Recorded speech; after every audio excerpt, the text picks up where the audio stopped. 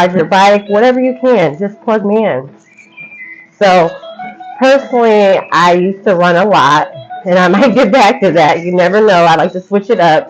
But for the most part now, I do a lot of walking and inside or at the track at my gym, just because I live in Ohio and it's a little bit brisk out there for my liking. Now, some people can still get out there, and I have done 5Ks in the snow, but I think I'm over that. So I either walk at home or, like I said, at the track at the gym, or just a regular treadmill, whatever's available.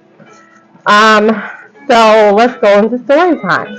But before we start, let's do a disclaimer. I am not a doctor. So if you feel like you need medical attention, I encourage you to go see your doctor. So now that we got that out the way, going into 2016, so I had for months not been feeling good, to where it was bothering me to go to a doctor. I had not been in the greatest health prior, but you know, my ankles were swollen, waking up at night because of the cramping. When I ate, felt sick after and during, headaches, brain fog. Brain fog so bad that someone I worked with at that time, I do not work with her anymore, me and her were, you know, we never said anything, but I just know we weren't fans of each other. But I was struggling so bad, just in this conversation, I would forget. So she felt bad for me. It was like, take your time. It's okay. It'll come back to you. Like, so I knew something was going on, obviously. And of course, the nurses and doctors that I work with, they would try to tell me, you know, different things that they think was going on. So I had gained a lot of weight, and I just was living unhealthy.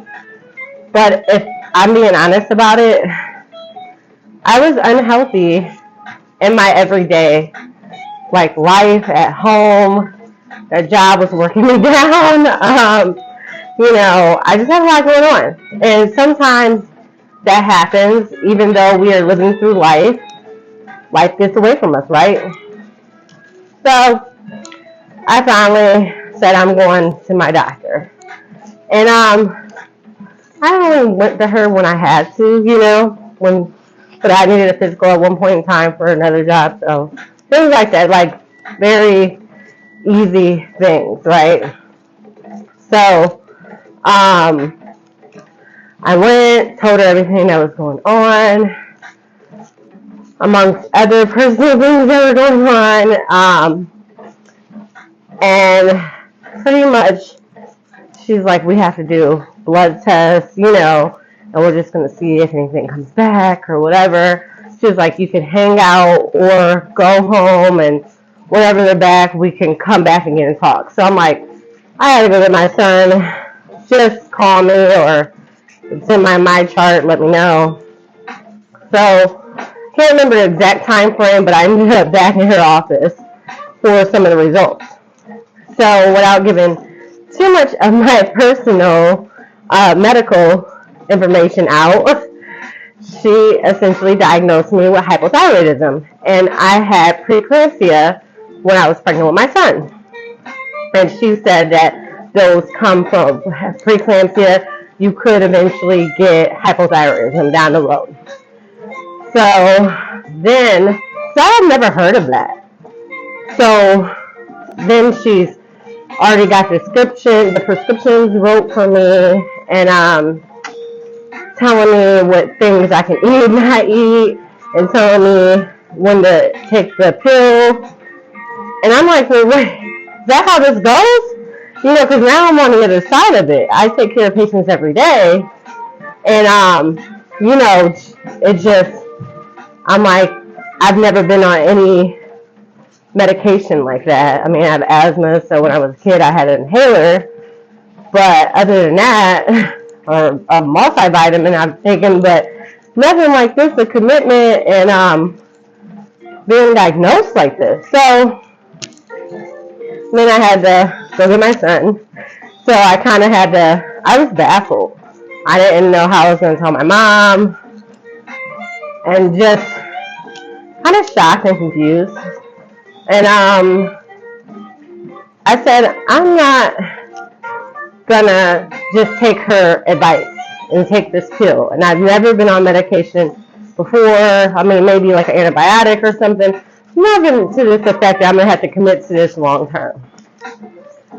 So I started on Google. So just Googling different things, a lot of symptoms, YouTube, hearing people's stories. So I slowly, so we started in 2015, going to 2016, I just started changing my life for the next year and putting things back, taking more things out, you know, vegan, raw vegan, vegetarian, pescatarian, exercising, no alcohol, you know, sleeping earlier, just, you named it, I tried it. So overall, I got in the routine that I felt like worked best for me and made me feel better. So I went from almost 300 pounds at that time to maybe 160.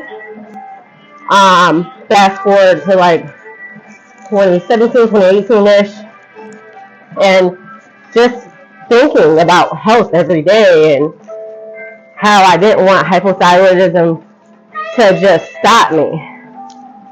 So within that year or so, doctor's office called back, like, oh, you got to do a follow-up. So I'm like, well, let me just go, tell her where I'm at, tell her what I've done, you know, and follow up with her. So I hadn't went to another doctor for a second opinion or anything. She said she couldn't believe it because she thought for sure where my labs were, there was no way.